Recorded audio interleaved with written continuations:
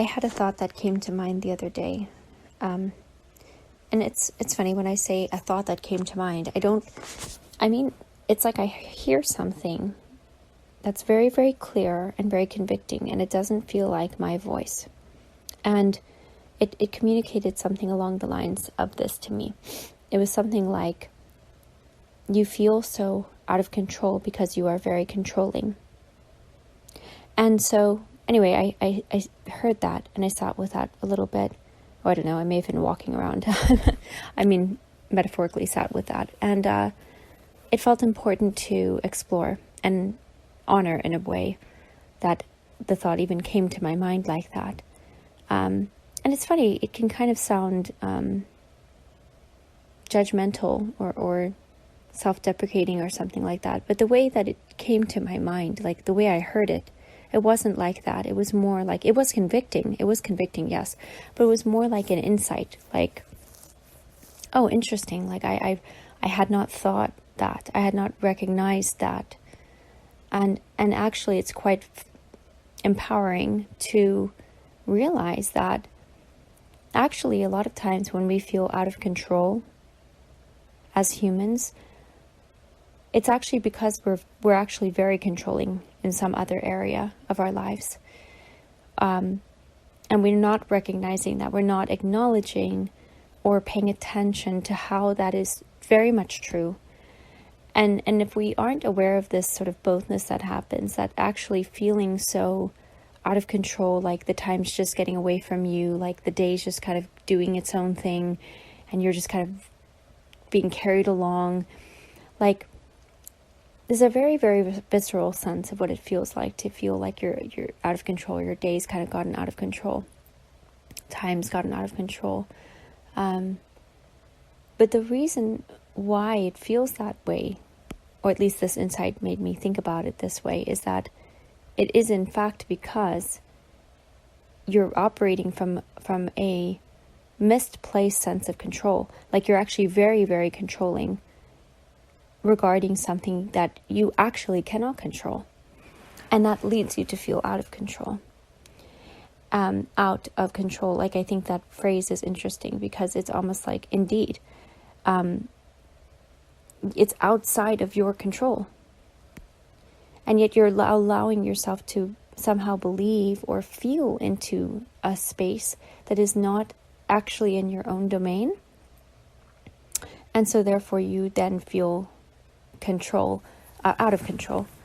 And this can show up in many different ways, but it could also be that you're really wanting to control the behavior of somebody else or some external factor, these external things, right? How somebody else is behaving or other people are behaving. What can happen is that if you don't get it straight in your head, how you cannot control other people and what they do and how they respond and how they react, then you will, of course, you're going to feel out of control. You're actually being very controlling or trying to be controlling. I say trying because you can't actually control other human beings. Like you can influence, you can directly impact with your own field, with your own, like I'm talking about this self-control, this self-responsibility. It will have a direct impact on others, and you can set up environments in which you will likely get a different outcome from others around you. But in terms of can you actually do the thing for the person or make the person do a certain thing? No. I mean, you could manipulate, force, but like most people know that that's not like ideal. Sure, it may be necessary sometimes, but like on the whole, we know that it's not really ideal. Like nobody wants to just be controlled by another person. And also they can't really be. So it's like this strange pseudo reality where that's not even true. It's not even real to be able to do that. And that's what I think also causes that very strange dissonance with a person's day, is that they're not in reality. Like, that's why they don't feel like there's something that just feels very strange, swirling, I'm trying to think of more descriptive words for this, for what it feels like to feel out of control. Helpless, like, and I think there's a lot of this powerlessness because you're not actually in reality. And so therefore you don't have any connection to that which you, to that which could actually empower you or make you feel capable. Because the only thing that can do that is to really, really, really, really understand that the control that you have and can have is only within yourself. It is only ever within yourself. And so why this is important is because it's easy to think, oh, I feel so out of control. And you can kind of get into this victim mentality, this victim mindset, like, oh, or blaming other people or externalities, blaming everything else for why you feel so out of control. And it's so tempting to do that. It's so tempting because it does very much feel like that is the reality. That is the case. However, like I just spoke about, that actually is the anti-reality or the opposite of the reality. Because the reality is that only you can control yourself. You can't control the weather. You can't control what other people say or do. You can't control, you could only influence, like I said, you can only impact or set boundaries, environments, spaces, things like that, that can then, yes, impact other people's behavior, etc. But like, you can't really control it at the end of the day, in the sense that you could literally step into somebody else's being or personhood and do the thing as you wish it to be done or believe it should be done, etc., etc. So, yeah, like there's it's a misplaced control, which causes somebody to feel out of control because they are out. They're putting it out in the periphery, in the external, in the others, instead of putting it within. And so in that way, it's a very fitting term, but it's not because things don't feel out of control just because, oh, well, again, I'm just a victim. I'm everything's just not going the way that it like should. And I don't know how to, it's a start to sort of say like, well, I should do X, Y, and Z to maintain better control. But again, that control can only ever be for yourself. It can only ever be a self type of responsibility, a self-responsibility that then could possibly have trickle-down effects of other people having self-control, right? Practicing that. But I guess what I wanted to bring up with this is that there's a start toward rectifying this misplacement of control when you say, oh, well, I should have gotten up earlier and I should have done this and I should have done that. Absolutely, those things could be true. But when you just say that and stay in the place of blame and shame potentially, and just saying these things to yourself, you're still kind of in a victim state. You're still in kind of a disempowered thinking and talking about your own control versus doing it. Like doing anything differently. Are you actually doing anything differently? Does you feeling really, really, really bad about it make you do anything differently? Usually it just makes you feel more helpless, powerless. Like you just literally don't know what to do. You don't know how to do it differently. Versus being like, oh, right. I've been misplacing what I can and cannot control. And that is what has caused, and I've actually I'm not out of control in the sense that, no. Like I actually do have controlling as the main mechanism of how I'm viewing reality versus actually realizing that, so I guess what I mean to say, let me put it a little bit more clearly. When you feel out of control, and I already said this, but again, just to harp on it, when you're out of control, you're actually in a lot of control, in the sense that you're trying to control, you're trying to actually, and sometimes it's not just trying. You're literally, well, I say trying because you can, like I said, you can never actually control another human being or the weather or whatever, right? the things that are just not in your domain, right? They're just not in your domain. You're being controlling, just like a controlling person. And that then makes you act. So you're not just this poor, oh, I'm just so out of control. No, you're actually being very controlling. And that is what is causing you then to feel out of control. Ironically, right? And so the sublation of this irony or contradiction is to get the order right of where your controlling should go. Yes, get very controlling with yourself. Get very, very, very controlling with yourself. Be in control.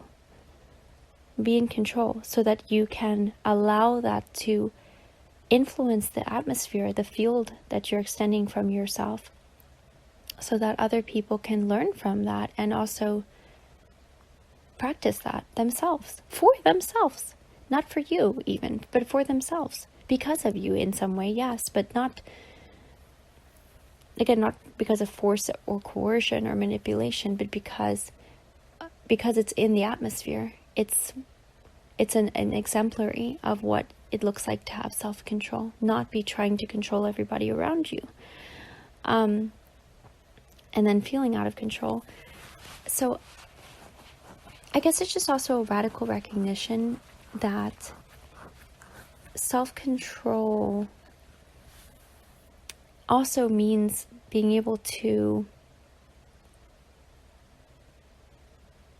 I think there's also something here. I mean, the nuance for this is really kind of getting into how you then, I don't know, this could be related to boundaries where maybe you don't feel in control because you're literally never, not never, but people, that never is that's not the right term, but basically, if you're not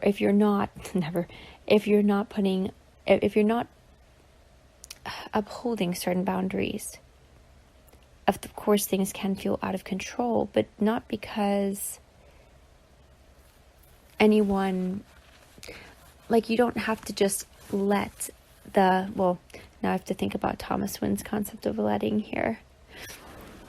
Because, like, let me just be much more concrete, okay? If you're in the mothering position, and I am a mother of 4 children, there's a lot that goes on in a home, in the kind of just the energy and the activities of the home, and there's this balance between children want to do X, Y, or Z, and this could also have to do with the indoor-outdoor dynamic, like if you're outside, there's a lot more that is just afforded because you're like, yeah, of course, like climb the tree, like, yeah, go take a long walk, or go, make a leaf pile, or whatever it is, whereas inside, any activities of bringing certain things out do cause more stuff to be, out, and then it has to be packed away. And if you never say no, even though it would be more prudent for you to do so, then you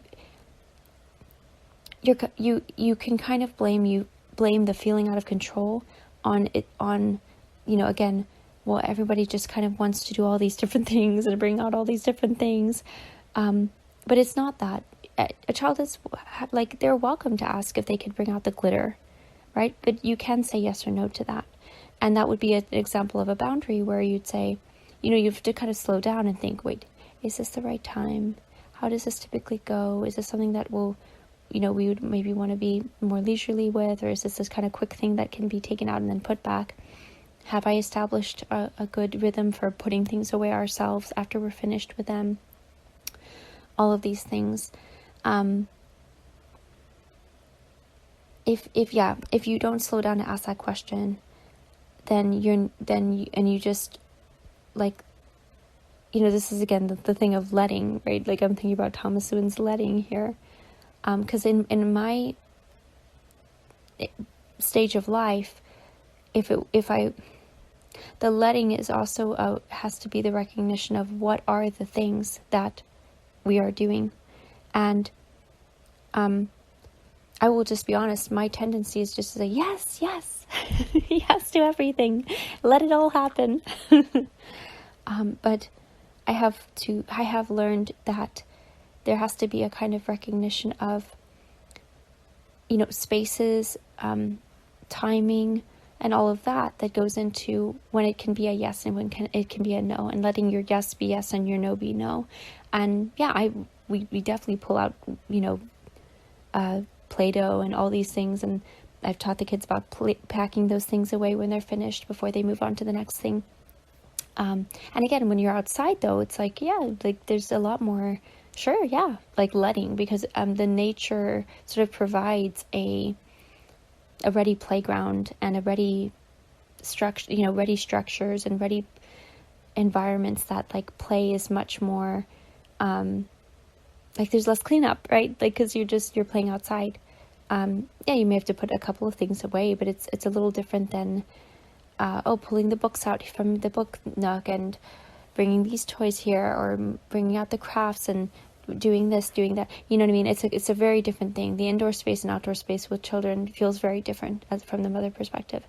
So yeah, it would be interesting to get into like the nitty gritty of like letting be regarding the activities and the desires and the play and the work of a whole dynamic of the family and children and the mother to the father. Again, there's also, again, if you have certain rhythms of packing things away before, when you're finished with them, before you pull out something else, like these things can certainly help. And maybe that can allow the letting, because it's like, well, yeah, of course, it's going to be a yes, because we know how to properly tidy up before we kind of get the overwhelm of like stuff here, stuff there, stuff here, stuff on every part of the counters and all over the table and all of that, but yeah, sometimes it's also just a no, because there's just times when it's like, no, it would just make more sense not to get that out right now, because we're going to eat lunch, or we're going to be doing this other thing, or I noticed you didn't pack that away multiple times, so let's, maybe that's something you're still learning, so I'm going to say no to that. However, if I see improvement with packing away, we can definitely pull that out. But why I'm saying this and why I'm getting into this nitty gritty of like, being in control of yourself is because, again, at least for me, I'm not just by myself, I'm with my little ones and my family. Well, some of my little ones are getting bigger now, but and that's the reality is yeah, if you don't, but I still think this goes back to self-control and self-responsibility, because, and I have noticed that when I do certain things that allow me to get myself right with, what I can control and accepting what I cannot control, it helps tremendously. It helps tremendously with how I engage with the children, how they even behave, and how they are able to adhere and adhere to certain rhythms, like I was saying, rhythms about packing things away even, and without having to, you kind of you set the rhythm so that you don't have to be in a position of like feeling like you're having to control it, because you've said no, it's actually yours within your self-control and your self-responsibility to take care of those things. And then just leaving it there, like it's just a simple statement, acknowledging the reality, which is each of our own individual self-responsibilities which then benefit each other tremendously. So I'll have to think a little harder on the letting be when it comes to like the quotidian life of the mother, because again, there's a lot of letting, and then there's a lot of the letting be that is a no, but there's a lot of letting be that's a yes. But if you're not going to get in control of your own words and your own meanings of those words, yes being yes, no being no, I think that the crazy thing is you will start to feel like you're not really, again, you're kind of like, shocker, things are now not really clear. And now you may feel out of control, not because of everybody else just not, whatever, being chaotic. It's more like you like totally created the chaos in not having control and self-control of your words and of yourself. It really has to go back to that. And it's true, because it's the only thing you can like put your effort into that you can actually impact directly, which then can have this quote unquote direct effect, impact, like I said, influence on everybody around you. But it's just taking that kind of like, oh, stop, as again, I'm just talking from my own personal experience. As a mother, self-control seems to be a very, very fundamental part of not only like setting an example of that, but also of really getting on top of the feeling that we can all have sometimes of feeling out of control, feeling like helpless, feeling like you don't know what you're doing, or you're not able to do things as you wish them to be done, or whatever. And yes, there are certain things you need to do, but the point of the matter is draw it back in. It makes me think of Julia Cameron's book with The Artist's Way, like withdraw into yourself and stay in that place. Get in that place of yourself to do the work of self-control, because that will be way more effective for order in your home than being a controlling person would ever do. Being a controlling person is just kind of stressful because it's ineffective, and that's what's stressful for everybody. And then people who are, hopefully, I don't know, you'd have to ask my kids. I don't know that I would say that I come across as like hyper controlling. Again, I'm very much like, in a sense, I lean toward like the laissez-faire. But there are ways in which I have, this was very convicting, this line insight that came to my mind of like, well, there are ways in which sometimes I'm trying to control stuff that's really not mine to do. I can set again, there are boundaries, there are rhythms, there are environments, there are, these things that are, the way in which you may set the tone and set the structure for your environment and your family dynamic and your home. But there are like the way that everybody, it's just interesting because the more you slip that control out of your domain, you're like kind of get it tight back into your withdrawn. I say tight just in the sense of like keeping it within your withdrawn self space. The more you feel like you have to kind of be controlling, when really, no, you need to be controlling of yourself so that you can establish order and an environment which then allows everyone around you to also learn the power and the beauty of self-responsibility, self-control, and how beneficial that is for each individual's life and the lives around them, right? For the group, for the family, for, the society too, obviously. That would apply to the society too. But anyways, just a little lovely, convicting message that came to my mind, and it was powerful to me because you can just think of out of control in a box of like out of control. Okay, the person just feels out of control. No, why do they feel so out of control? But really, it seems to be highly related to this misplaced control, and just bringing it back to what you actually can control, and doing that really well for the benefit of yourself and others. Okay, thank you.